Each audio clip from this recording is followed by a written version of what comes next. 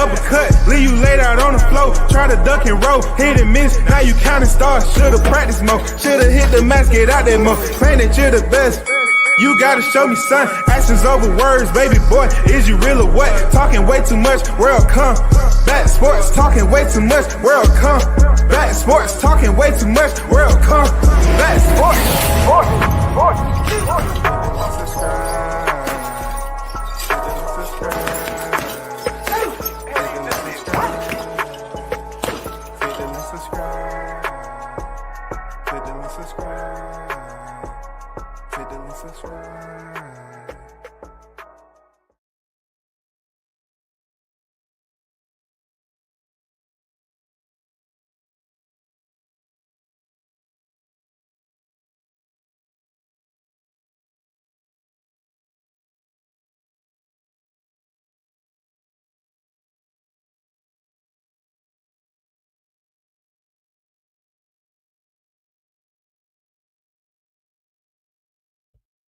Yo, shout out to the hottest chat in the MF game.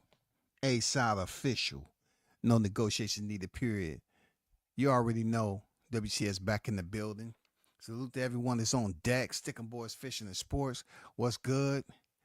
Hey, we're back with another one, man. You know, there is fights that's on the horizon. It's hard to pretty much row your boat through this annual calendar because it's like the waters are too calm.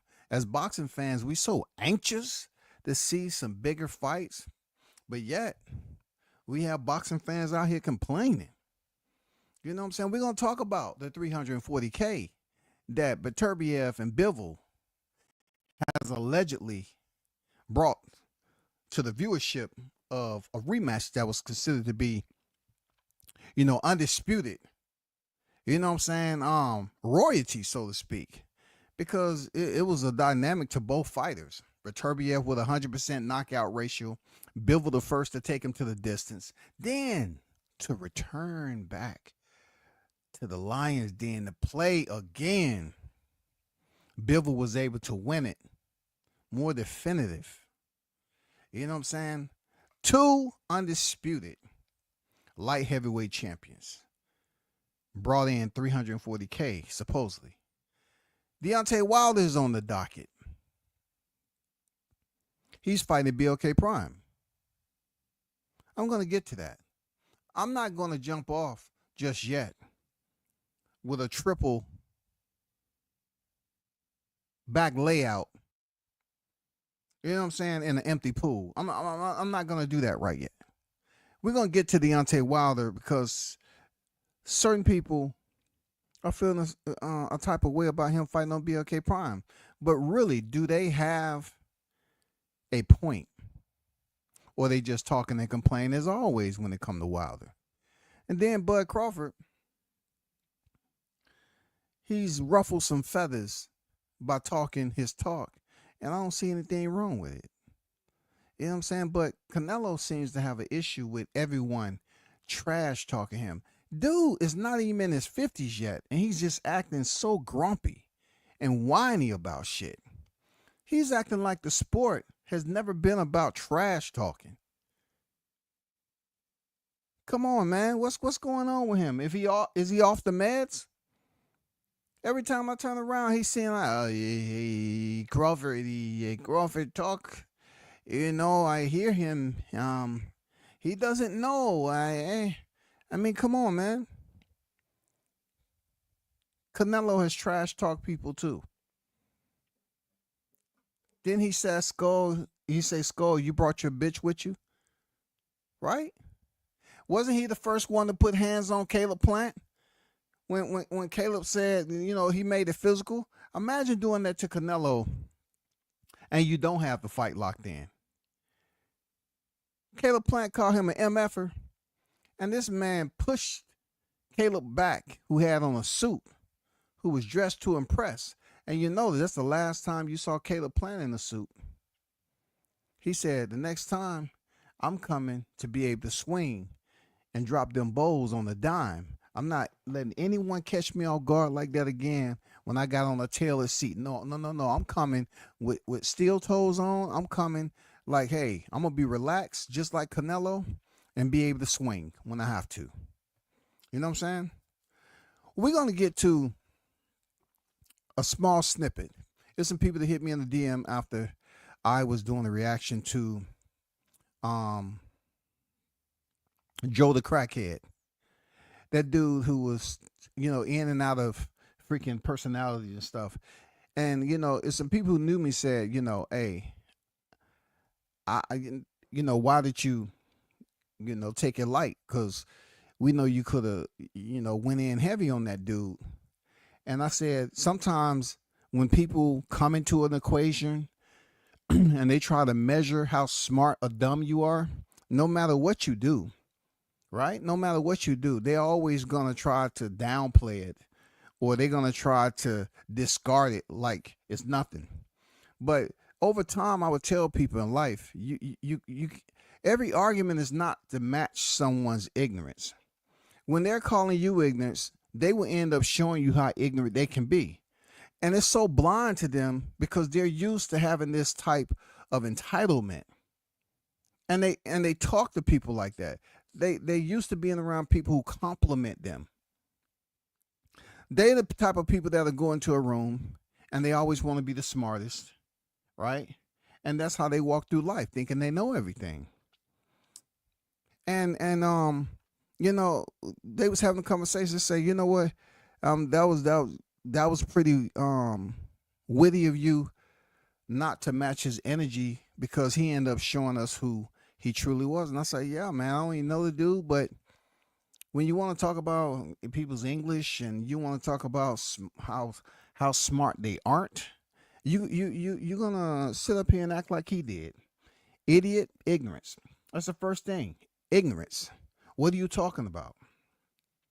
You have someone who's acting like a child, but yet they say, hey, you need to get a degree so you can learn how to speak clear English. This is a person that believes they're on a level of hierarchy, chain of command. But anyway, off of him, let's get down to this topic. Let's get down to the Beterbiev and Bivol. You know what I'm saying? Fuck him. And, we seen what he was anyway. Period. Let's get down to Boxing News 24. This was a point where a lot of boxing fans thought that the rematch should bring in more fanfare. They felt like this was an evenly matched contest for undisputed once again, and it was going to settle the score. Well, it brought to many boxing fans disbelief, 340K worldwide. Now, WCS has always told you, I really don't dive into this. I don't play around in the bouncy balls when it comes to these numbers, because I just always feel like they're not really what they say they are. You know what I'm saying? How do we know the numbers are what they say they are? How do we get the raw, you know what I'm saying, the raw numbers, the documentations? How do we even calculate this up to a T to know that everything lines up? But they said 340. And you know what's crazy? I don't hear people complaining about it. I don't hear all the live. I don't see all the live streams going up talking about, oh, Beterbiev and Bivol only did 340K. It's not the usual reaction. What happened to the reaction? What happened to all the thumbnails? To the fight bum, the fight this. Where's all the prejudice at? Where's all the critiquing? Where's all the scenarios as to why this fight did not do 500 at least? And it was for an undisputed rematch. Let's listen to see what Boxing News 24 had to say. They say February 22nd rematch. This was on one of the biggest cards of the year, y'all. Turkey Al-Sheikh, Riyadh season, right? February 22nd rematch between undisputed light heavyweight champion Artur Beterbiev and Dmitry Bivol brought in 340 pay-per-view buys worldwide. The Ring is reporting the pay-per-view buy rate for Beterbiev Bivol too. While those numbers may reasonable at first glance, they fail to reveal that the pay-per-view buys for the U.S., arguably the biggest market for the fight, those were believed to be low. You can't celebrate 340K worldwide because that ignores the lack of interest American fans had in this event due to lackluster headliner. The Beterbiev and Bivol rematch was a bad idea. Do y'all agree with that? Do you agree that Beterbiev and Bivol rematch was a bad idea? I don't think so. You know what I'm saying? I don't think so. I believe these writers are once again overstepping their boundaries, being extremely critical just to bring in controversy and viewership to their platform. I'm looking at 340K based off, the mentality and ulterior motives that these fight fans have today with streaming fights, fire sticking, and all that shit. I don't think 340K was that bad, to be honest with you. I don't. Boring Bivol. Now they taking sides. Now Bivol is boring, y'all. Their first fight was boring to watch, and the fans who remember how dull it was weren't interested in seeing a second clash for months later. It's like seeing a bad movie and being asked to see it again. People don't want that. The Saudis need to get a clue and understand that fans are not interested in seeing Beterbiev and Bivol fight again. The event organizers need to understand the market. If they see that a fight is dull and has low pay-per-view numbers, setting up a rematch is not a good idea. With Bivol's fighting style being awful to watch for U.S. fans, it's only interesting to match guys like him against young killers. They saying Bivol fighting style is awful to watch. Beterbiev 40 is too slow and old to chase a mover like Bivol around the ring for 12 rounds. And I'm not going to read the entire freaking article because it's extremely foggy lenses. You know what I'm saying? Filtered with bias. And some of the comments they make, though it may seem like it's legitimate to some new casual boxing fans, this is over the top criticism and unjustifiable criticism at that. It's just over the top criticizing all of a sudden Beterbiev is too old. That's not what you were saying on here when he was heading into the first fight. They was highlighting all Beterbiev's strengths, 100% KO ratio. They was highlighting all that. And then he went the distance with Bivol. And what happened? They want to take away this man's win? How? How? The man won fair and square, as they call it back in the day. Fair inside the square. That's how Beterbiev won. You know? Man, give that man his credit. Bivol should have had to work this way. Bivol should have had to work his way into a rematch by fighting one of the top light heavyweight contenders. He should have been on the undercard of the February 22nd Last Crescendo event rather than being given a rematch after a loss. He was beaten by Beterbiev in their first fight last October. Like anyone beaten, they should have to get in line and work their way back rather than being given a rematch that U.S. fans don't want to see. I absolutely disagree. You know what I'm saying? Usually I'm looking at this and reading it, and this Chris Williams is usually the biased one, but this article is not about Crawford though. This is from Vegas, so both of them has their snake on who they want to hit over the head with the mallet with criticism. This is one of those. I believe the immediate rematch was warranted. Why? To declare a fair shot to Bivol. If the contract says a rematch, then you honor the rematch. When you go into an initial fight and the fighters are grandiose, especially if we're talking about championship hardware, it's only right that in certain cases, fighters sign on for a rematch. Now, if the first fight isn't living up to what people expected, what does that mean? That doesn't mean you cancel the rematch because it's contractually obligated, just like Deontay Wilder. You know, when his rematch with Tyson Fury, he lost. And Eddie Hearns was out there telling everybody that Joshua and Fury was going to have a fight for undisputed. Yeah, they put it out to the media.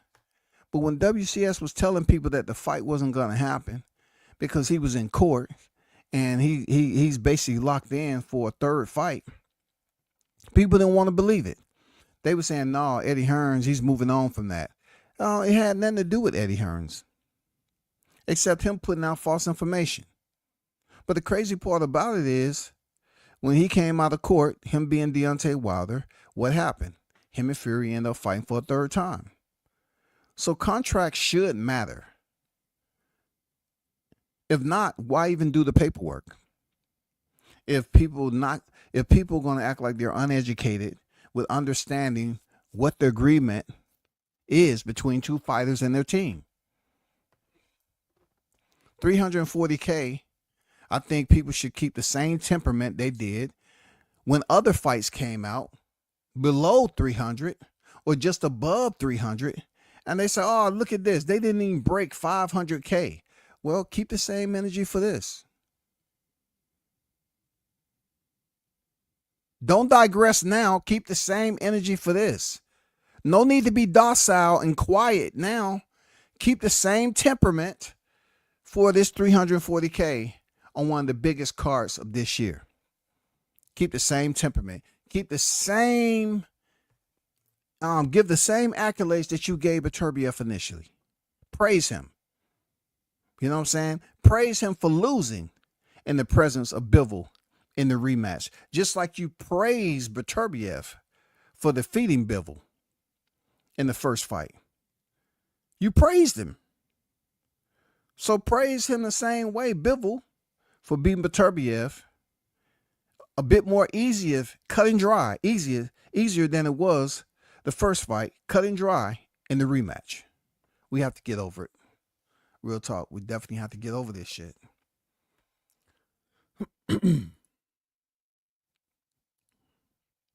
Shout out to everybody that's in the chat.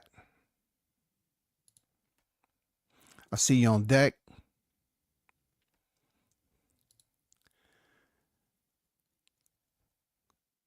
So, for those of you that's been paying attention, right?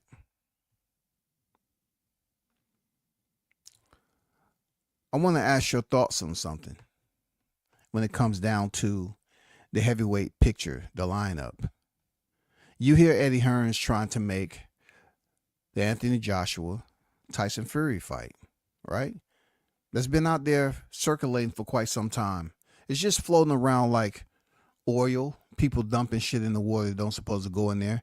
And you see all that freaking surface residue, right? That grime, that salt, soot, you know, floating around up there, right? Don't you feel somewhat the same way when it comes to boxing in general with the heavyweight division right now? Especially when it comes to the U.S. footprint. Richie Torres is about to go in there and fight Guido. Richie Torres is one of the heavyweights, U.S. heavyweights, that is pretty much in the chute. That's a lot of people depending on Richie. Up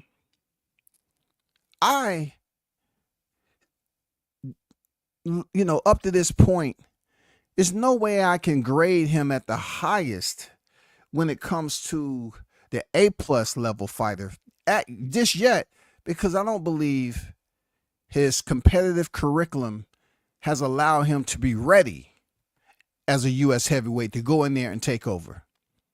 You know what I'm saying? I haven't seen his competition place me in a state of mind where I can watch and review his fights and say, you know what?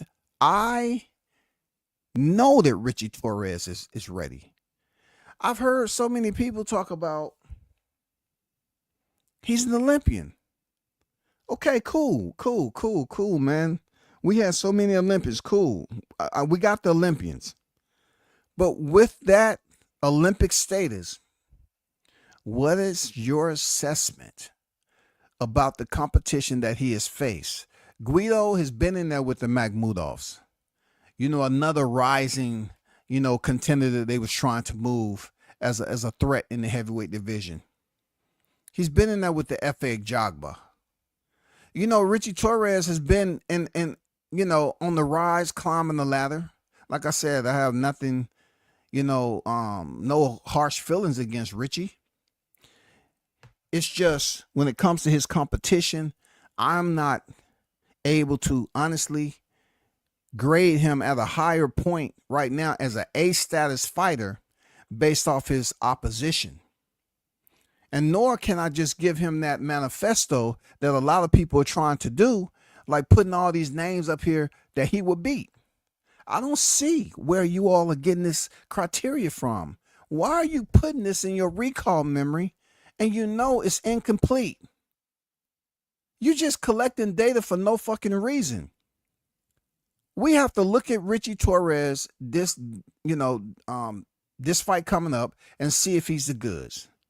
Now, when it comes down to Deontay Wilder, the only thing I'm looking at with Deontay Wilder, if he was to face Richie Torres right now, I do believe Deontay Wilder can still win. Even at his age of 39, I believe Wilder can still win. I'm being honest. When Wilder initially, right, took that loss February, all right, Wilder took that loss February 2020, his first loss.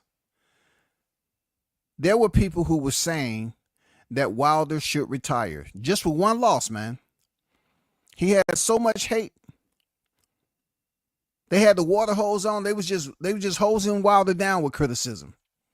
You know what I'm saying? They wanted to put out the bronze bomber spark that he had in the heavyweight division. I don't want to see this guy no more. I don't like how he looks. I don't like how I don't like how he sounds. I don't like how he goes in there and fight and continue to get all he has, all he has, all he has, all he ever has, all he has is the equalizer. That's all he has. That's what they were saying. That's all he has, y'all. That's all Wilder has is the equalizer. 43 victories, 42 knockouts. That's all he has, yo. That's what they kept saying. Think about that. They were saying that's all Wilder had. But you see fighters out here that's not even facing top-level opposition. And the fighter is not going in there sparking them out.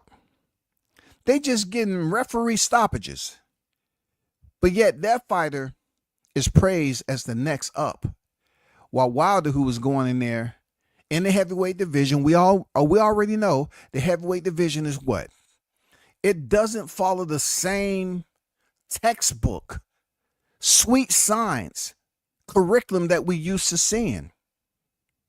If you look at the formula of heavyweight fighters, they haven't been all compact and giving you that structure that you look for in technique, form, how they throw their punches, smooth, technically sound, sharp, great movement. That's not the heavyweight division. The heavyweight division, you can have sloppy fighters in there.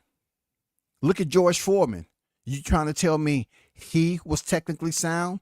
Shout out, rest in peace to Big George. You gonna tell me Big George was technically sound? You gonna tell me Joe Frazier was technically sound? Are you gonna tell me a lot of these fighters that fought in the heavyweight division back in the day that we crown, that we use their name all the time, they was technically sound? Was Jack Johnson technically sound? What about Sam Langford? What about Sugar Ray Robinson, Joe Louis? Was these fighters the ideal model in the heavyweight division? The answer is no. I remember when people were saying that Deontay Wilder should consider firing his own team, his whole team. Once again, they said Wilder should fire his whole team when he had one loss, y'all. When he had one loss. This is the heavyweight division. Wilder should fire his own team. So now he's coming back on BLK Prime and you have an issue with it? But y'all was up there saying he should fire his whole team, though. So if he should fire his whole team to include, at that point in time, Mark Breland, why are you so vested right now as if you feel some type of way about him coming back to a lower mid-tier promotion like BLK Prime? Make up your effing mind. Like, when are y'all going to make up your mind with the assessment? Like, do you not care or do you care? If you do care, then you'll see the man come back. Because you all were saying if he was stopped by Zhang, he need to what? Retire. You were saying the same shit when the man took his first loss against Tyson Fury. The man took 2 losses against the same fighter. Came back against Joseph Parker, and Joseph Parker looked great in that fight. Still couldn't get Wilder up out of there. You saying he's damaged goods right now. He's no longer able to compete with the best. But when WCS mentioned fighters like Dillian White, who can be ahead in a fight and get flatlined, sleep, y'all.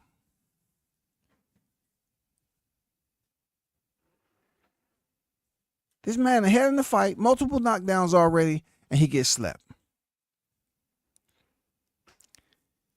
And people saying, oh, I want to put him in the frame of the UK fighter over there. He was the UK fighter. They still, no.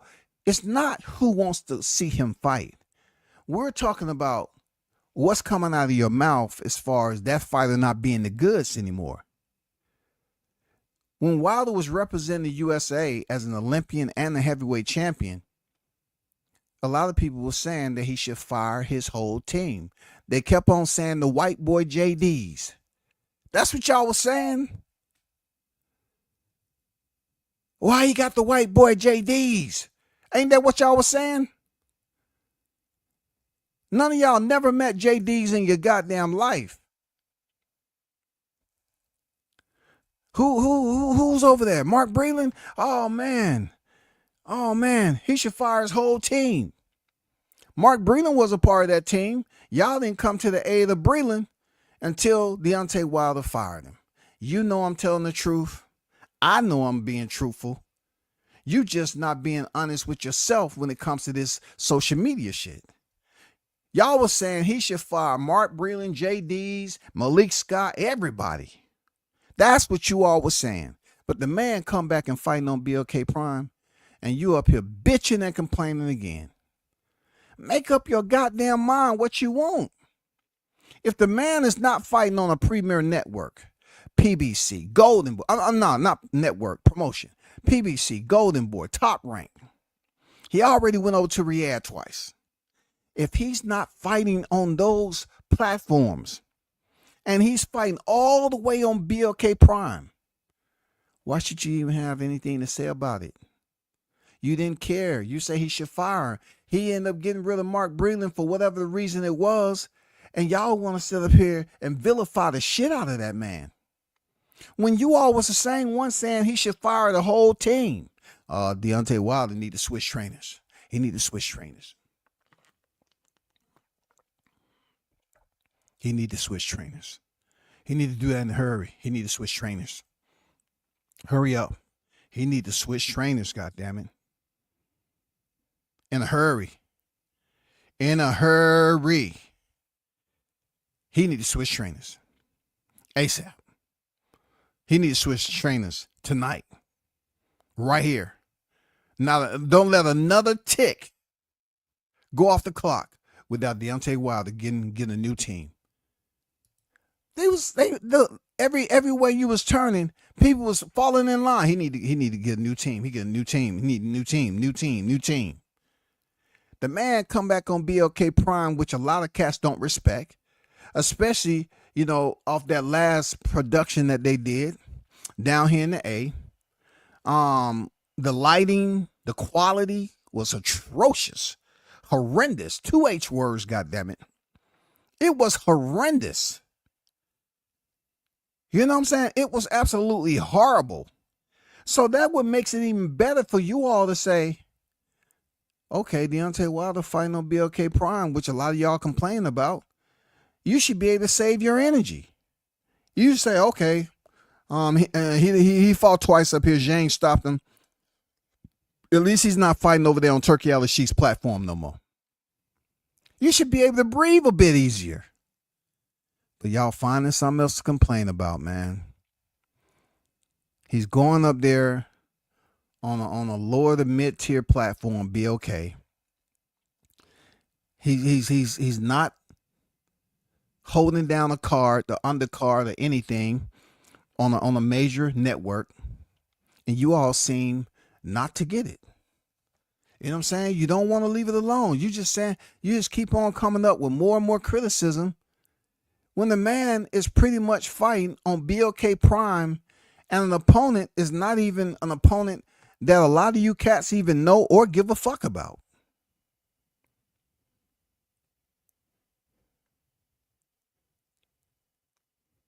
You all criticized the man when he was undefeated and reigning defending, and now you're still criticizing him now that he's on the back end of his career fighting on BLK Prime. Which one does it need to be? Which does it need to be? I'm just curious. Help me understand. Help me complete the entire troubleshooting effort I'm looking for. What can make you all happy about Wilder? Clearly, he's on his way on the back end of his career, but he's saying he's coming back for a title run. He mentioned that he had injured for several years and he finally got the operation and everything. He feels good, plus taking care of personal issues. Why would you feel some type of way and saying, oh, look at that, that's a disgrace? Wilder fighting on BLK Prime. None of you niggas signing his checks. None of you, a lot of you haven't even been to one of his fights when he was knocking heads off. All you do is get into these groups where the first thing comes out somebody's mouth when Wilder's name is mentioned is that you say he's trash, he ain't no good, he never did anything for the sport of boxing, right? But you never seen the man. You never even had an intimate encounter with the man who reigned for over 5+ years as heavyweight champion. All of a sudden, BLK Prime, you acting like he's not fit to contend or fight on their platform. And that's a platform that you don't like, a platform that the other guy they love to hate, Crawford, selected to fight David Avanesian on. And you had something to say about that. Oh, why is he fighting there? He Doug Spence. He's going to BLK Prime. Why is he going over there to Black Prime? They're prejudiced because why would they name they outfit black? What couldn't they name it? Gray, gold, fuchsia's pink, copper brown. Why it had to be black? What's wrong with these people? They went on a whole hunting mission to see what Black BLK Prime's headquarters was. They went on discoveries to see how much that particular network was worth. That platform was worth BLK Prime. They did everything to shut it down, all because Crawford was contending on it. Now that they found out all that information and they didn't have the highest respect for BLK Prime, Wilder is set to return. And I'm saying to myself, damn, I thought all the ice was dried. I thought all the snot bubbles had been cleared up. Everybody had their handkerchief, their dirty, filthy hanky. You blew your fucking nose, get all the boogers out, and you was content. Yeah, he's not coming back to a major platform. He's going to BLK Prime. That's where he deserved to be. Go over there, Wilder. But now y'all's like, why he's coming back and fighting that guy, or why he's going to BLK Prime. Oh man, that's a fall from grace. No, niggas, when he was on those platforms and he couldn't pull out those 2 wins against Joseph Parker and Wally Zhang, right? Y'all say he's done. Y'all already rolled him off. So if you swept him up and put him in the trash bin, what's the point? What's the point of coming out and having a gripe about the location for which this man is gonna contend and split the ropes? And then the wild part about this whole thing is you all are gonna be there to watch it. You're gonna find a way, even if you stream it, you're gonna go over there and watch Wilder, because a lot of you haters, you don't have you it's finally soaking in, right? That alcohol rub is finally soaking in, that you're finding out, damn, Richie Torres coming up? Damn. Yo, I don't want to say this too loud, yo, but low key, I missed the Bronze Bomber, man. At least I know we was gonna get some brutal, decapitating knockouts. We was gonna see some motherfuckers go to sleep. Not just any fighters. Oh, we're talking about 6'6", 6'7", 250 plus pounds. We're going to see this guy who looked like a b-ball player go in there and give them the right hand of God. Yes, you've been baptized. They low-key be saying that shit behind the scene in those sideboard conversations. Man, Richie Torres, though, I don't know about that, man. I'd like to see some Wilder, though. Well, when Wilder fighting again? Damn. They low-key be trying to give Wilder a spoonful of flowers and grace behind the scenes, but when it goes to these platforms, when they're in a group, they just want to stick to hating, being legitimate, certified, full-time haters. And the dumbest part about them is that they're going to have to deal with this same type of shit, looking for a heavyweight champion in the U.S. for the next 10 to 15 years, bro. I'm not saying it's no freaking boxers out there right now to insert in this slot to be the next contender. You know what I'm saying? Richie Torres, he got the Olympic push behind him. But so did Wilder. Wilder even had a shorter fast track for him to get through the medal rounds to win a bronze medal. Very tough. He was dropped several times in the AMs for him to come on deck. But defeat Bermane Stavern, the first fighter to go the distance with him. Give him a rematch. Give Luis Ortiz a rematch. Give Tyson Fury a rematch.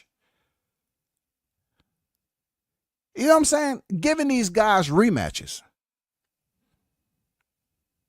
Now he's out the way, sort of, kind of. You got to pick and choose who you're forced to have an acquired taste for in the heavyweight division. Is it Alexander Usyk? When he's fighting again? Seriously, when is he fighting again? Maybe I should let you see this shit right here. Let me show you something right quick. Maybe this will touch your tummy with the taste of nuts and honey, like the cereal say, right? Let me show you this right here. Hold on for a second. This is the wildest part about it. When it comes to Wilder being out of this game, so to speak, not out of the sport in general, so to speak, but I'm talking about the game of top heavyweights in the sport right now.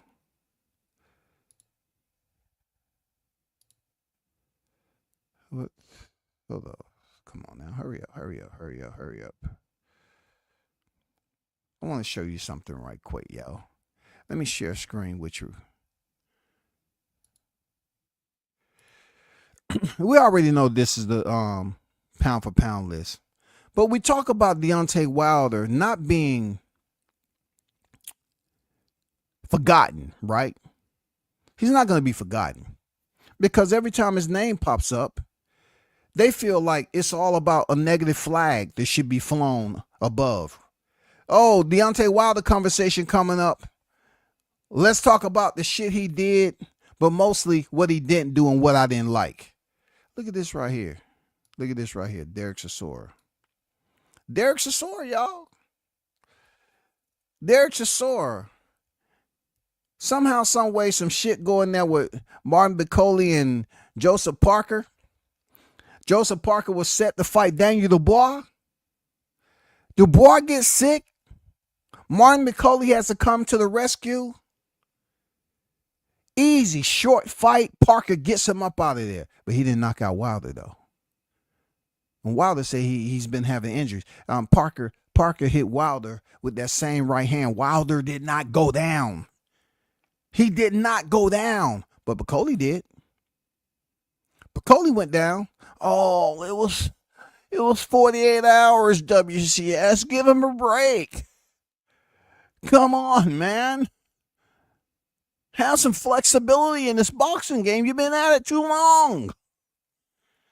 Derek Chisora was somehow, some way, when the lights went out, when they came back on, he's the number one guy for Daniel Dubois. How in the hell? No. I can't do that. Let me help you out for a second. We gotta check something out.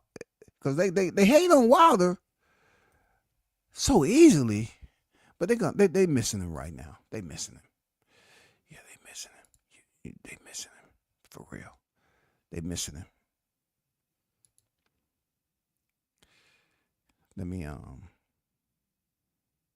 stop sharing right quick and go back over here. I want to show you something. Derek Chisora, 36-13. 36-13. Y'all see that right there? Do y'all see that? This man is 36-13. Does Wilder has 13 losses? It's just a trick question. Does Wilder have 13-1? So I'm saying to myself, damn, Derek Chisora has 23 knockouts. Wilder has 42 knockouts. This man, let's go down. 41 years of age. Nobody's calling Derek Chisora old, right? You don't hear nobody talking about how old he is. I like Chisora, when it comes to his mentality fighting. 41 years old, 2 years older than Wilder. But this man gets all the love because they love him over there in the UK, right? They love him. Look at this shit. He beat Otto Wallin. Beat Joe Joyce. Gerald Washington. Oh, a common opponent of Deontay Wilder. But we all know Deontay Wilder got him up out of there, right? But y'all said when Wilder beat him, oh, he beat up a former football player. That's what they said about Gerald Washington. That's what they said about you, Big Gerald. Look at this, all this Christmas tree red right here. Intersection red. Tyson Fury. Stop. Round 10. Got a split decision win against Beterbiev. Joseph Parker. Twice. Lost. Alexander Usyk. Lost. Then he had 3 wins. David Price, Arthur Spilker, and Gashi. Then he has a KO from Dillian White. Then Carlos Takam win. And whoever that guy, Sicario. Then he lost the majority decision to Adrian Caballero, who just stopped Zhang. And then he has a win over Robert Filipovic. And then he loses a split decision to Dillian White again. Okay? I mean, the list goes on and on. His first fight with Kubrat Pulev, he gets a win. I mean, he gets a loss. And then in the rematch, he gets a win. What I'm trying to say is Tyson Fury gave this man a third fight and nobody was asking for it. And I didn't hear the outcry. This man has 13 freaking losses and been stopped 4 times. Been stopped 4 times out of those losses. 4 times out of 13 losses, y'all.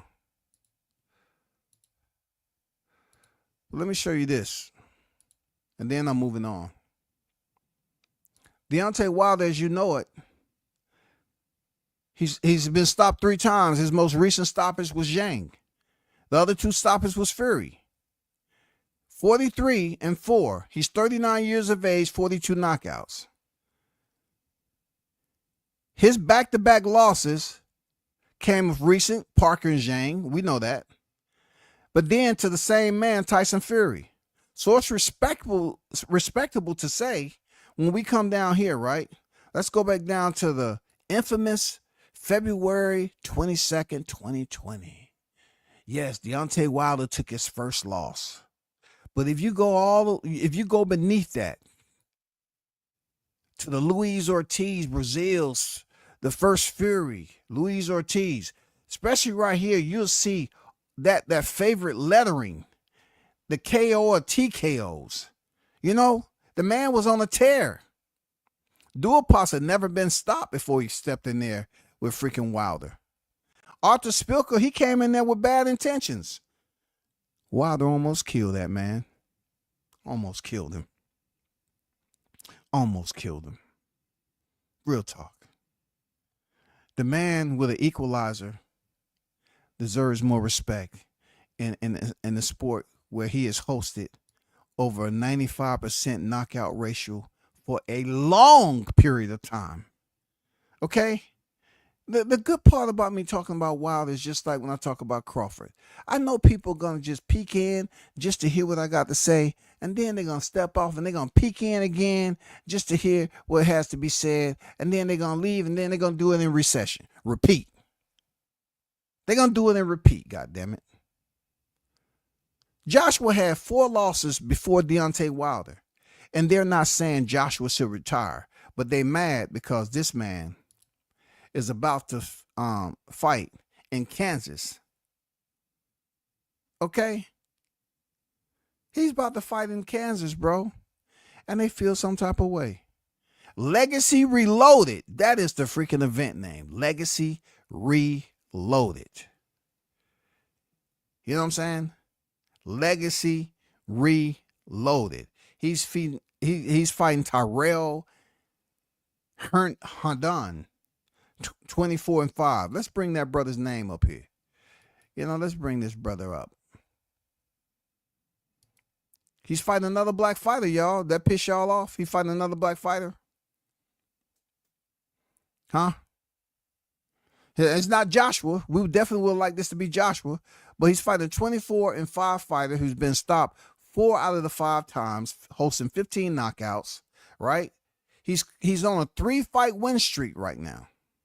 Now, his resume is all right. Nothing to brag about. But that is what y'all was complaining about. You say Wilder should retire. He's not retiring. He's returning. He say he feel healthy. And he's fighting here in Kansas. You know what I'm saying? He's fighting in Kansas, so y'all should be happy. Stop bitching and complaining because the champ is getting money and he's coming back to the ring to fight a fighter that you all consider him to say, yeah, that's a type of soft touch we should see Wilder fight right now. Y'all wasn't saying anything. When I say anything, y'all wasn't saying anything when Joshua fought a 0-1 Francis Ngannou, goddammit. Yeah, you heard me. Y'all wasn't saying nothing about Wilder fighting a Francis Ngannou who was 0-1. Did y'all give him that common courtesy? Does he get that common courtesy with the fighter he fighting now? Y'all allowed Anthony Joshua, one of the most overrated heavyweights of this era. Y'all didn't say anything about him stepping in there with Francis Ngannou, a mixed martial artist who laid down for $20 million. To see then Joshua get in there and try to reclaim just one of his belts. You know, because Charles Martin, if I'm not mistaken, I think Charles Martin, let me double check before I say that. Let me double check. Okay. Hold on for a second. Let me double check because that's what we have search engines for, right?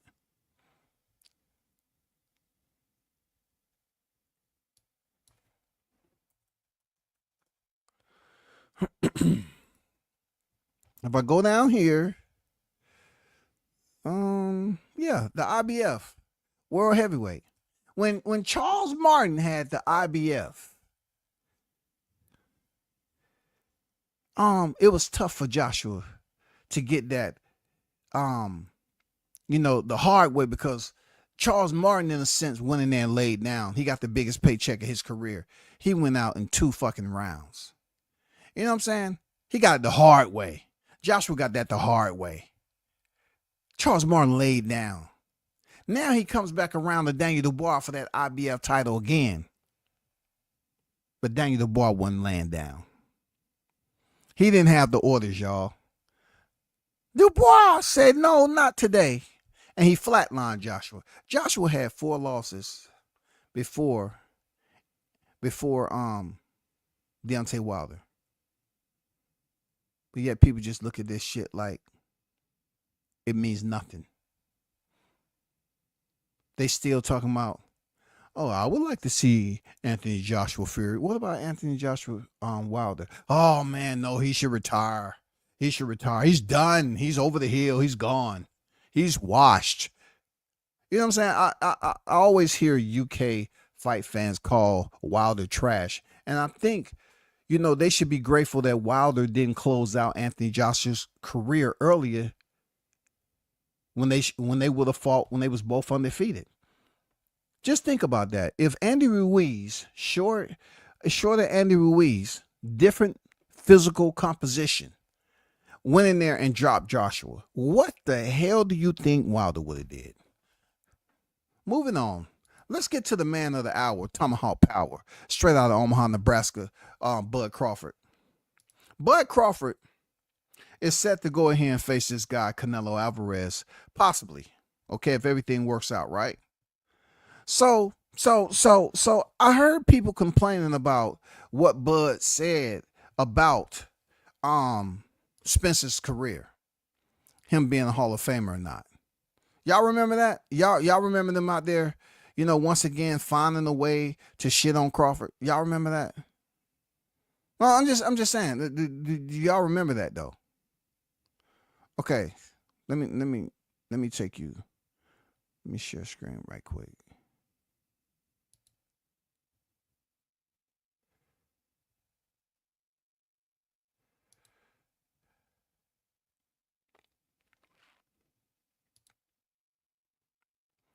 So there were so many grown ass babies saying that Crawford was out of line for saying that Errol Spence isn't a Hall of Famer. They went so much to say if Errol Spence is not a Hall of Famer in Crawford's eyes, then that diminishes his career. That diminishes his entire career right there. He ain't a Hall of Famer. He ain't a Hall of Famer. Well, let's go back a little bit. Let's just moonwalk a little bit. Throw the Michael Jackson music. Yeah, throw it on right quick. Yeah. Let me put on my socks and shoes. Yeah. Let's moonwalk a little bit. Y'all remember when this whole situation was coming up? The whole lead up to the fight back in 2023, right? I don't mean to bring up memorial services, right? Real talk. Seriously, I don't mean to do this on a Wednesday. But I remember so many people that was speaking on Crawford's resume and said he fought nobody and that Errol Spence can beat everybody on Crawford's resume. You remember that?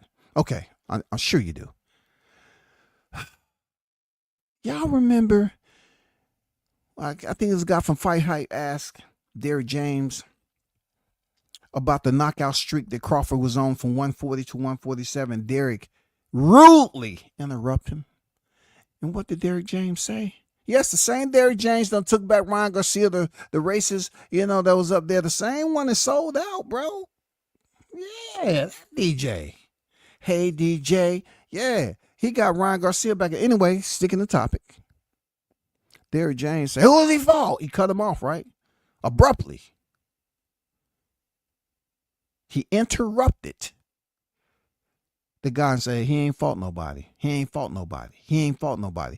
I mean, that was pretty much the anthem and the chorus that they was singing together in harmony over here on the YTC. Am I right or wrong? Okay, then I'm right. So therefore, being that Derrick James felt that Bud Crawford hadn't fought nobody, then we have to go to good old EJ. Hey, EJ. Yeah, all them J's up in that motherfucker. But no joyful results came from it. A lot of J's, but no Jubilee. Nobody's jovial after July 29, 2023. You remember when Spence was talking his shit and they asked that man on like a Zoom, what do they rate? Because everybody was on board with the controversy and bullshit. You remember they asked Spence, what do he rate Crawford's resume? Y'all remember that? Y'all remember that? What? I just wanted to remind people who out here bitching.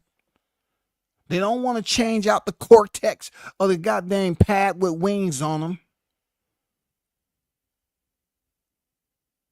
Y'all just dropping shit everywhere. Y'all remember what Errol Spence said about what he rate Bud Crawford's resume out of 1 through 10? You remember? He said a 2. Ooh, so disrespectful. How quick we forget. You remember? Y'all talking about how Bud is out here trash talking. Errol Spence's resume not being Hall of Fame worthy, but Errol Spence threw a jab back then and said Crawford's resume was a 2. Oh, I know what y'all gonna say. Y'all gonna say he was just selling the fight. No, he was serious. Because this is the same man that said he was gonna break him like Kunta. So he said he rates Terrence Crawford resume a 2. Not a 5, not in the middle grade, halfway to a 10. He said a 2, y'all. Now you know poor when it comes to WCS boxing fight co-evaluation. That's like a 488. And you going up here saying, yeah, I'd like to get a 2026, please. Yeah, preferably no miles on it. What's my credit score? 480, 485. Yeah. I've been good on my monthly payments for the last 2 weeks. You think you can give me an interest rate around 0.1? Errol Spence said he rates Crawford's resume a 2. Why are you all acting like you forgot? Let me remind you. Errol Spence say he rates Crawford's resume a 2. A 2, y'all. But you're complaining about what he said on Pound for Pound about Errol Spence not being a Hall of Famer. He said Crawford's resume was a 2. I just wanted to put that out there. Let's get to the audio right quick. So how do you see a fight with Canelo going? I see, it's been a tough fight. Like, Canelo is a great fighter. Like, I always had respect for Canelo. I always, liked it to watch him and things like that. I think he does a lot of great things in the ring. I think he work hard. I think his work ethic is, to the roof. But So, look. You hear all the kind words he's saying about Canelo? Because when it was time for Errol Spence to say these kind words about Terrence Crawford, he didn't do it. But Terrence Crawford's, the way he's drenched in it's not even constructive criticism. It's destructive criticism. It's destroy everything that Crawford has going on right now. That's what type of criticism it is. It's been said time and time again that this is the hurt business, right? So Canelo Alvarez and Terrence Crawford have been linked together on several occasions when it comes to whether Crawford should be fighting Canelo at that division. And Canelo's been on record as saying he's easy money. He's too small. He's been on record, easy money. He's too small. Easily, I beat him easily. I get nothing. Canelo has been on record taking shots at Crawford. And now all of a sudden, y'all forget what Errol Spence said about Crawford resume. You forgetting about what Canelo Alvarez said. All you all want to do is just whitewash this shit and just focus on new content and act like everything else doesn't matter. No, you need to be reminded that you all have been criticizing this man for a long period of time, and he just keeps on winning. I want to get to that part again, that crazy part that had people swinging from trees and shit.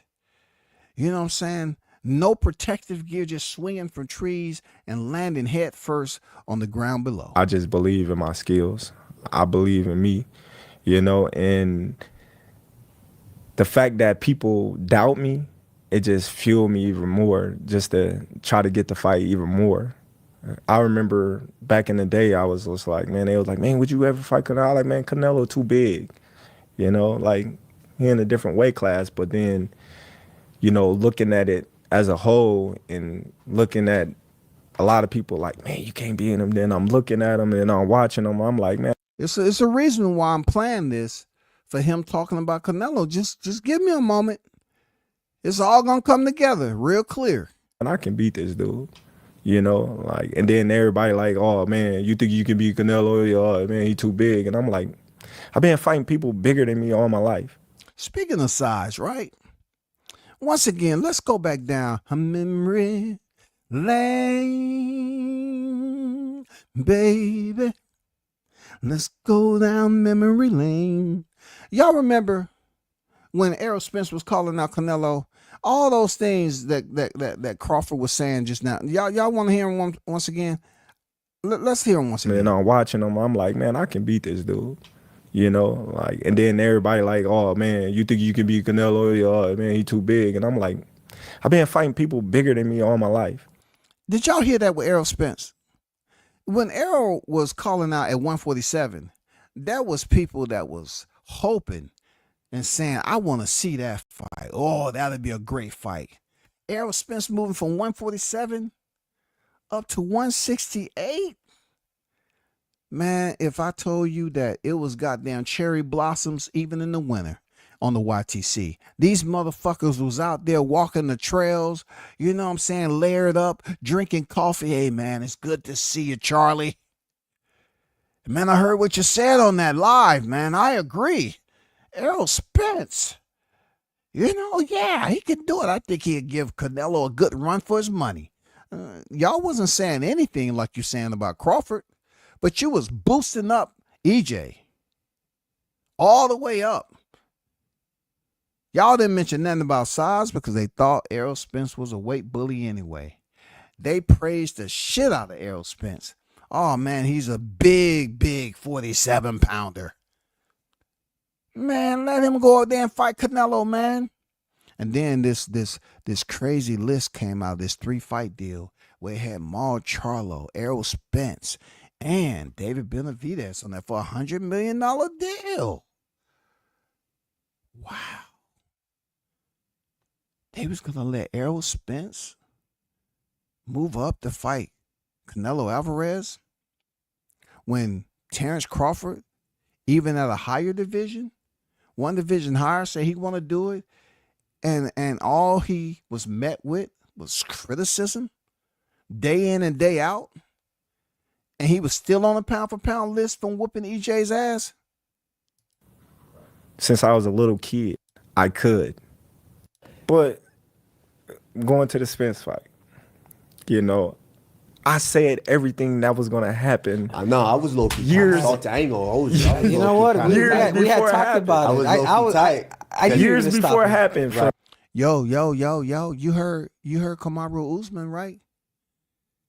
What did he just say? From what they was gonna say years. I ain't gonna hold you. You know what? We had talked gonna happen. No, I was low-key years. I ain't gonna hold you. You know what? Everything that was gonna happen. No, I was low-key years. I ain't gonna hold you. You know what? We had talked about it. Hey, I was low-key kind of salty. I ain't gonna hold you. I was low-key kind of salty. I ain't gonna hold you. I was low-key kind of salty. I ain't gonna hold you. That was a lot of y'all out there.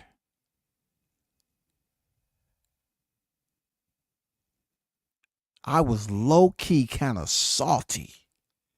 A lot of y'all was salty, not just from the tears you shed on the ride home, but you was salty as a mother F when we was talking about this fight building up. Just the same type of saltiness that you have with Crawford fighting Canelo. But with this, now you have this dude, Bud, who has moved up to 54 for a championship once again, and you couldn't keep him from victory. He goes up there and pick up a belt on his first fight at 54. And he keep on just stomping y'all. Now you want to, wait. You want to wait till the William Skull fight. And that's when they're going to go out there and remove the padlocks off those goddamn hatches. And they're going to let them aerosexuals out the bunker. Hey, we need mass participation. Hate, hate, hate, hate. You understand me? Hate, hate, hate, hate. I want you, when you get back to those keyboards, I want you in full force. Hate narratives. Bias narratives. I want everything to go against the grain when it comes to Crawford. Okay? I want all fire hydrants of hate turned on. Drown him. Drown him in hate. Yeah. Low-key kind of salty. I ain't gonna hold you. Yeah, he was salty. I years before it happened, from what they was gonna say after I beat him, from Spence, what I was gonna do. Of course. He had his pom-poms for That's because me and Spence. my dog ain't. Oh. It's okay. It's okay. That's because me and my facts, and I'm gonna keep it 100. I'm a Spence fan. I'm right. Like people always thought like they thought I didn't like him and all that. I'm a Spence fan. No, like when we the build up, I'm like, man, hey, respectful. let me get your autograph. You know what I mean? Because I watched you come up. I'm older than you, but I watched you, rooted for you when you was in the amateurs, when you was in the Olympics, all that, bro. You know what I mean? Like you came when I fought in Dallas and Arlington. You was there watching me fight. You know what I mean? It's okay to say you a fan. Right. You know what I mean? Oh, it's okay. Like I was a fan of. It's okay to say you're a fan. For you cats that keep on talking about you a fan of boxing and not the boxer. You remove the boxer, you have no boxing. But you're a fan of boxing without the boxer. It doesn't make any sense. Stop it. Spence, like I'm still a fan. I hope he do well and things like that. But like once it got to the point where I moved up in weight and I'm in the same weight as Spence, it's just like, oh man, you ain't fighting nobody. You this, you that, you this, you that. So now they trying to blemish my accomplishment just to boost him up. And I'm like, dude, you're not gonna do that. Because I can retire right now and be in the Hall of Fame. He couldn't. Ooh, ooh, ooh, ooh. Somebody call the chaplain because we need some prayer. I said, somebody better call the chaplain because we need some prayer. Somebody call the chaplain. Why that man just say what he said? You retire right now and be in the Hall of Fame. He couldn't.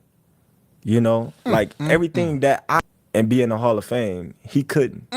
You retire right now and be in the Hall of Fame. You don't say.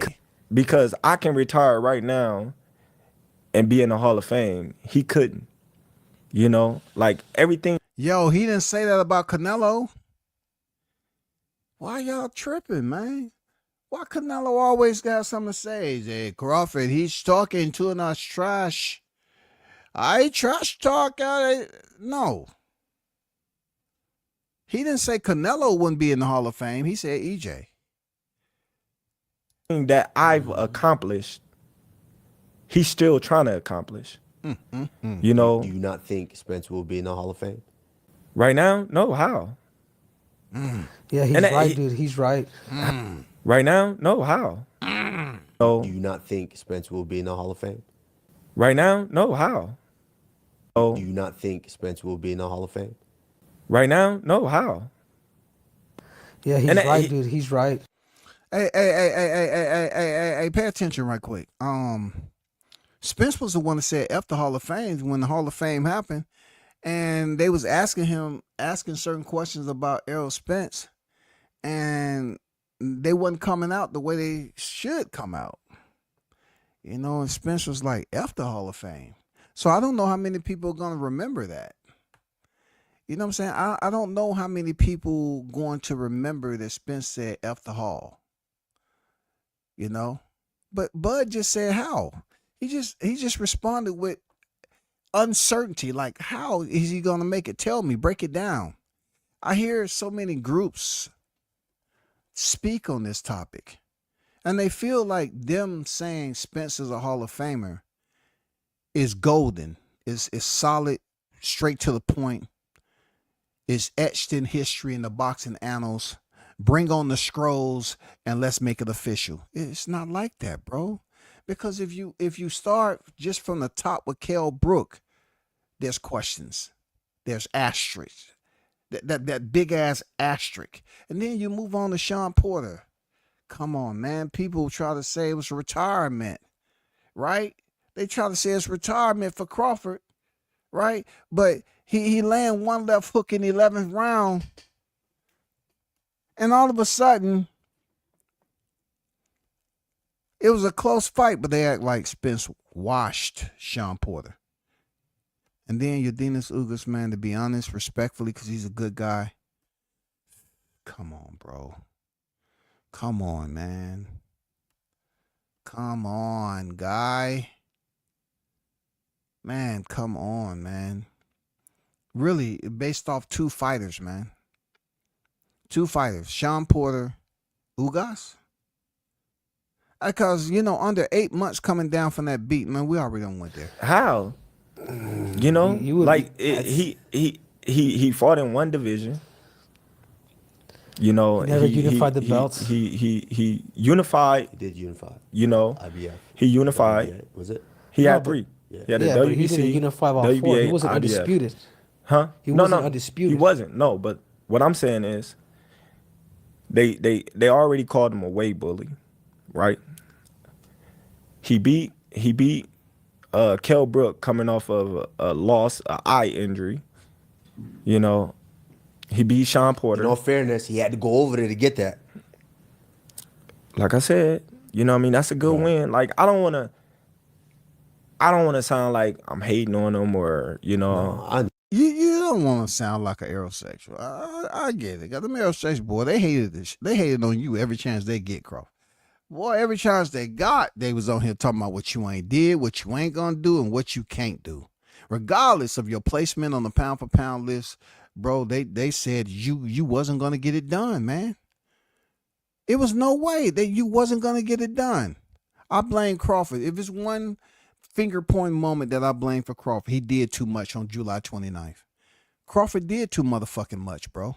Every time I think about that, I try to hold my etiquette when it comes to speaking in clear English. You know what I'm saying?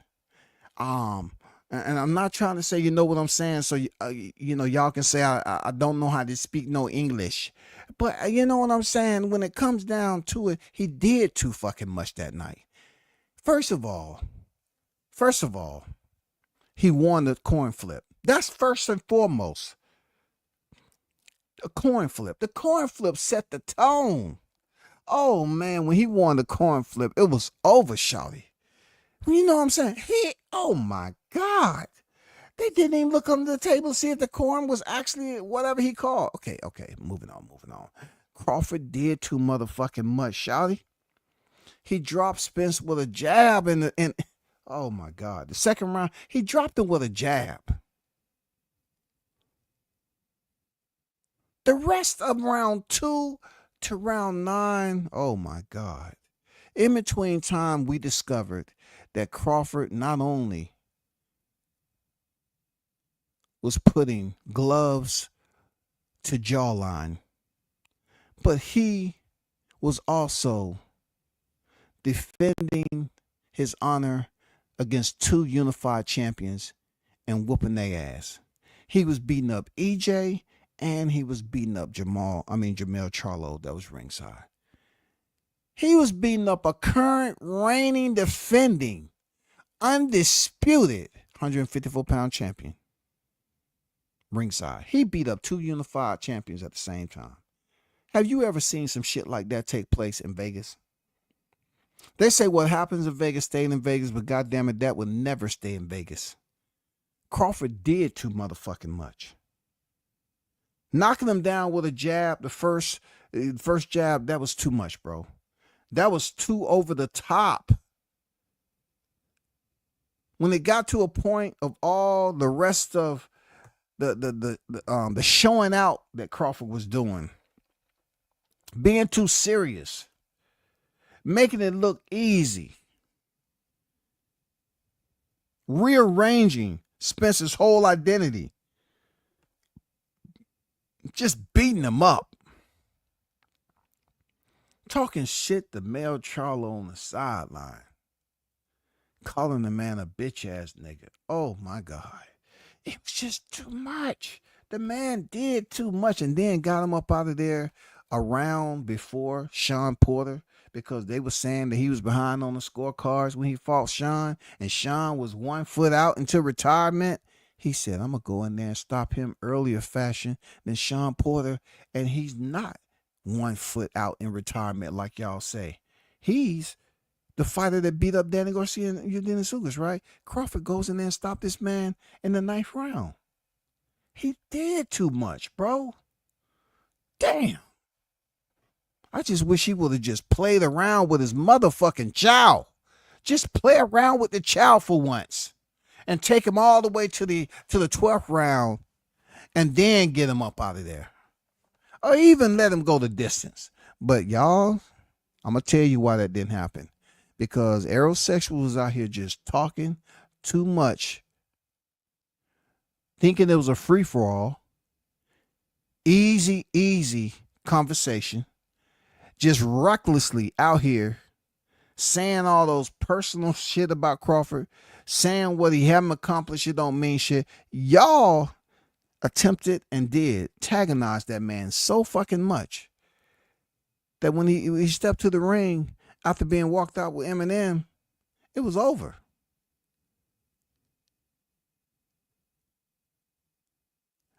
I don't think he probably saw. I mean, he was probably goddamn seeing red the whole time he was in there, bro. All the damn hateful shit that was said, all balled up into a goddamn glowing spear of energy on July 29th, which led to the T-Mobile massacre. Crawford is one of the only fighters I know that have beat up 2 unified champions in the same horror flick. In the same motherfucking horror flick.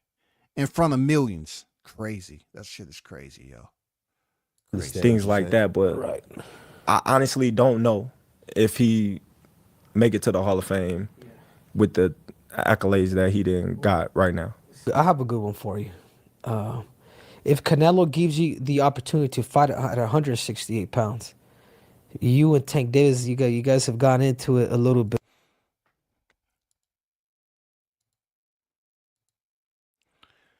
Shout out to everyone that's in the chat, man.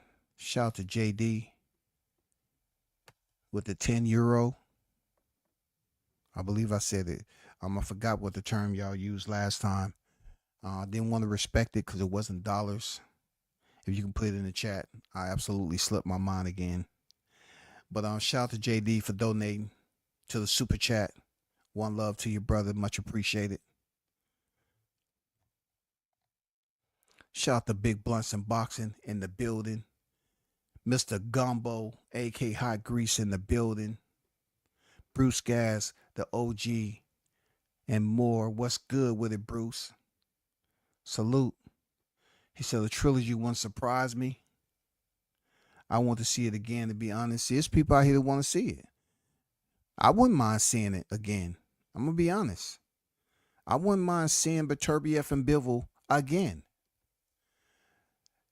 Shout out to the big dog in the ring with Christine, man. Salute to you. Hardest working woman in boxing. You know what I'm saying? Was on Team USA prepping them young warriors to go in there and compete, man. Shout out to In the Ring with Christine. Make sure y'all check her out and support her. In the Ring with Christine been doing her thing. Real talk. Much respect to you. Y'all definitely check her out on YouTube. Tune in. She know her boxing.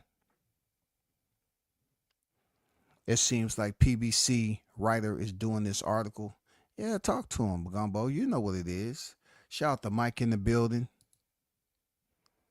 Big Blunts and Boxing in the building. Salute to you.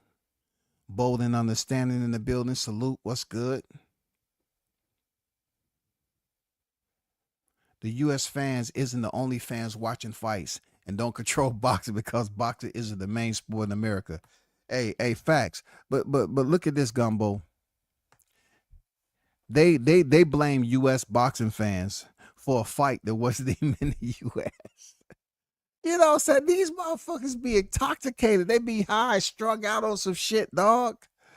Man, they probably got powder, substance, residue all over the place, man. Razor blades, they be chopping that shit every day. How you gonna blame U.S. boxing fans for a fight we had no control over? We had no control over that fight. We've been waiting for big fights, but we had no control over the location.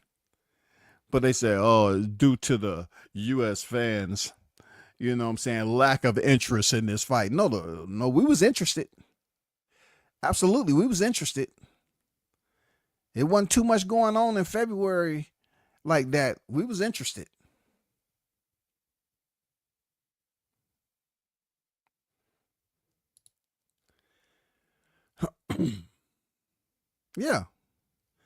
Yeah, he came back for Hellenius, but they don't really want to talk about Hellenius because if you really put yourself in that moment, if you would have sneezed, you would have missed the fight. They used to say with Tyson, they used to go out to the concession and try to get a goddamn burger and a drink and come back and people leaving the arena. You know what I'm saying? I mean, that's what you would have got when Wilder fought Hellenius. It was over. Quick. Arnold Brown in the building. Salute to you. The Queen, Jessica, is in the building. How you feeling? Salute to you. I thought he said his resume a 0.5 or something like that. Hey, I know he said it was like a 2 out of a 1 through 10. It was a 2. But it all depends on, look, it all depends on what he said. I thought he said a 2. If y'all say he said a 0.5, then 0.5. You know what I'm saying? Like I said, I can't recall everything. But if he said a 0.5, that's even worse than a 2. I think it would have been better for you all just to keep that info to yourself. Because, you know, I mean, that's even going to hurt a bit worse than what I said that was a 2. Because people up here acting like what he said about Spencer's, resume not being Hall of Fame, and then me saying he rated his freaking quality of opposition a 2, and now y'all saying a 0.5. I mean, it's going to be more and more people pissed off tonight. Sometimes y'all just need to keep that information to yourself. Y'all trying to have these people up here losing their fucking mind, yo. They feel in some type of way. I mean, extremely upset that he said that no. How is Errol Spence getting into the Hall of Fame with what he has? It is a little bit, but with the Hall of Fame, it's just not based on how many titles you got. It's all about who you know, how popular you are, who you fought. You know what I'm saying? Who knows? Errol Spence may just get in on the strength of his popularity and whoever's voting him in. I don't know. Pimble in the building, man. What they do? What they do with you, bro?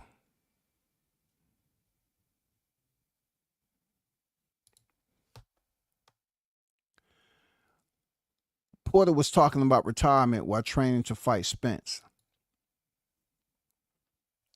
All I know is, you know, Puma, when that paycheck was $4 million, I believe, he definitely collected that $4+ million check. So when you answer the bell to collect that check, everything else is non and void. Whether you was, on your way out to retirement, that's just like any fighter. Derek Chisora, they giving him one of the most biggest slap in the face ever. You know how IBF actually, what they're known to do? They're known to snatch titles. right? That's the IBF. They on their own plan. They do what the fuck they want to do. But they are allowing Derek Chisora, I guess that envelope was thick and heavy. They're allowing Derek Chisora to fight for a title on his retirement fight. On his retirement fight. So when they say fighters is on their way out the door, look at Derek Chisora. Clearly, he has made it perfectly clear that he's on his way out the door retirement. And he makes it up to be the number one to fight Daniel Dubois. How does that work? I can tell you how. The same way that Spence may get in the Hall of Fame. How? The same way Derek Chisora one time in a place or another. I don't know how old I'm gonna be, but he might be a future Hall of Famer too. Because he's not going to be the only one in the Hall of Fame with double-digit losses. There's plenty of people in the Hall of Fame with double-digit losses. But they're going to give him a title shot, yo. And that man did nothing to get that shot. Nothing. He did nothing to get that shot, bro.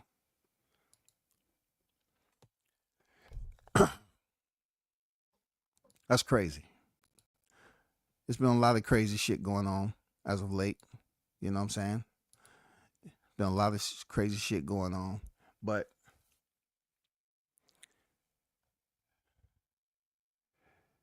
I'm pretty sure y'all been hearing about the Charlo brothers, right? The Charlo brothers have been said that they are back in the gym together for now. I wonder, how did that happen? You know, you always, think to yourself, how in the hell, who was responsible for the Charlo brothers getting together? Who brought them together? How did they get out that funk and get back in the gym? How? My disappointment in the Charlo brothers in general is how they treated people when they was on top. Two of the most disrespectful human beings in the sport of boxing.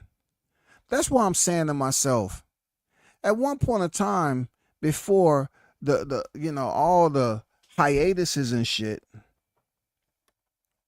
the Charlo brother was going to step in there with Canelo Alvarez. It's just Maul Charlo couldn't get in there due to his personal problems and being arrested for hit and run and all that, to Mel Charlo being moved up to fight Canelo for a paycheck.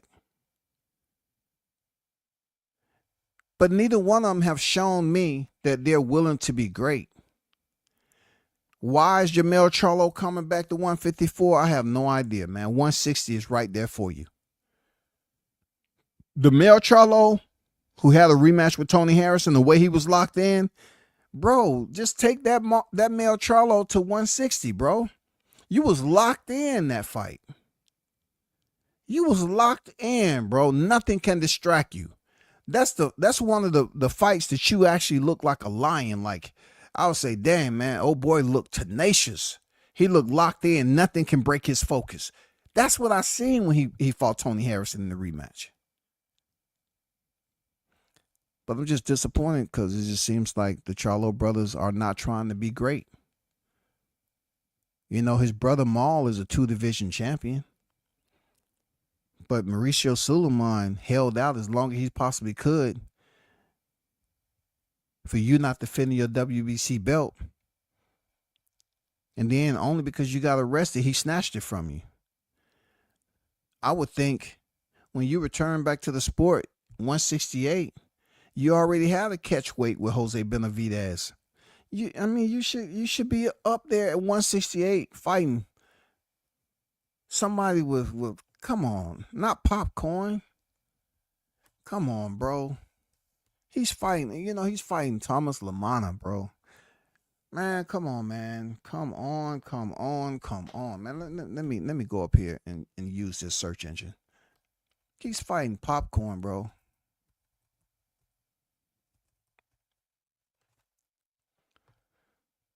Thomas Lamana, man. 39-5-1, 18 knockouts. I mean, not popcorn, cornflake. It was something. Cornflake, popcorn, same fucking thing. Cornflake. Has 45 bouts, y'all. 45 bouts. He's lost to Erislan De Lara of most recent big notable names, right? But, you know, he's been fighting everywhere to build up his resume. You can just look on there for yourself. Nothing that really stands out to us, per se. But at one point in time, he stepped in there with Jorge Cota, was stopped in the 5th round. Brian Mendoza, this was back in 2020, the pandemic. His second fight in the pandemic, Brian Mendoza went to a UD, lost. And Arislandi Lara, he was KO'd in the 1st round. He's fighting Cornflake, bro. Why? Why, though? Why is Mar Charlo fighting Cornflake? I don't get it, man. You know, from my understanding, you know, he's one thing I know about Cornflake. He do have some shit going on. He be putting on fights. Dude's legit, man. I met him before. He's legit when it comes to the other side of business. He be putting on, promoting fights, all that shit. Now that's what a lot of fighters should be hitting up on the phone. Hey man, how do you have this going on? How do you have that? He actually be out there putting on these fights. Seriously. But when it comes to this, though, at 33 years of age, him fighting Mar Charlo, it's not more so Cornflake per se. I'm just wondering why Charlo is fighting this guy. Why is Charlo? Why are you fighting this guy? Because let me take a look on the boxing rankings at 160, close to 168 pounds. Because Charlo has been inactive, period, for a while. So you got to ask yourself, a man that was once the middleweight WBC, I wonder have they slid him back into the rankings since he's about to step in here and fight. I don't see. Okay, I see Thomas Lamana, ranked number 11th in the WBA. Right? Let me go over here to the WBC.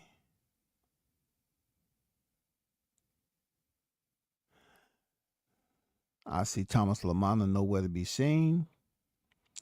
And I don't see him over here at the WBO. So the WBA, Thomas Lamana is 11. Of course, Jamar Charlo, I don't see him ranked. They didn't slide him in there. You know what I'm saying? Prior to him returning. So I'm just curious to why he's coming back and fighting Lamana. As for Mel Charlo, I would say that why don't you move up to 160? Fresh group of fighters. Your second division. Are you just riding off you being undisputed at 154? Do you find, what is your reasoning for staying at 154? Do you believe that there's more money fights at 154? Yeah, possibly. But also Mel Charlo is much older now. So are you going to be able to make the weight and still go out there and perform at optimum level? Are you going to be able to compete at the highest level, still dropping weight for 154? I mean, 154 in your 30s, dude. And them Charlos are not small dudes. So unless you're seriously disciplined, I'm curious to know why they ain't moving up to 160. Why? Are they trying to set up some fight we don't know about? Is him and Spence going to fight sooner or later at 154? Because if not, it's not like he doesn't have some money fights at 54. But it would be good to see you come back against a champion. Some fighters can do it. Some fighters can't. That's all. It's been a good minute since he been in there. Mel Charlo been in there with Canelo. It's been a good minute, but I would rather see him go in there and face a champion. That's all I'm saying. Face a champion, bro. Lastly, I wanted to talk about T.O. and laugh in his face. You know T.O. set the record, right? T.O. has set a record in boxing. I don't know if y'all was aware of that, but WCS break it down, break the news to you. T.O. has set a record for boxing, y'all. He is one of the only fighters to have went to a champion trainer team in Eddie Reynoso and basically made it public. He is the only champion to have the shortest stay at a champion trainer's gym like Eddie Reynoso, the status of Eddie Reynoso, without having a single fight, and also quit within the shortest period of time. He made his announcement because he wanted to be close to freaking Canelo Alvarez. He went out here clowning, and do y'all remember what I said? I said, man, hey, I sent Canelo a tweet, and I was like, Canelo, this is not a good look with this dude talking about banana and monkeys and all that. That's not a good look. And then I guess the shit that basically broke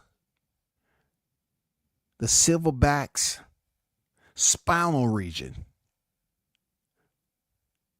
was when he told Richardson Hitchens to find that banana.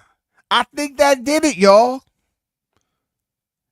When it happened, I said, oh, that's not a good look. He's reverting back to something that when Crawford sunned him and put his hands, apologize to the people. Tell the people what's up. That right there, to go back on there and say that to Hitchens, I think Team Canelo had enough. Team Canelo, hey, Teofimo Lopez he was over there on that team for maybe a good week and a half. Didn't even fight one single fight under the tutelage of Eddie Reynoso before he was let go. They didn't want that motherfucking type of energy over in their camp. Would this dude keep on talking about banana and shit like that? No, they didn't want that. And you know, for a minute, I was like, Canelo, why are you co-signing this idiot? Why are you co-signing Teofimo Lopez for Crawford to fight this cat? Why? Why are you doing that, bro? You don't have to do that. Just like you said, you don't have to go down and wait. But then again, we talking about Canelo. One of the biggest entitled prima donnas in the sport. Then he most recently say he'll go down and fight Spence at a lower weight. But yet, when it comes to other people, he say, oh, I don't have to go down and drop. Well, I'm just putting that out there. I'm just putting it out there, y'all. I'm just putting it out there. Shout out to the hottest chat in the MF and game, man. Appreciate y'all for interacting. Jessica, thanks for that 0.5. It's always good to have educated fight fans in the mother effing chat. You feel me? We should do it again another day, another time. Until then, peace. I'm out.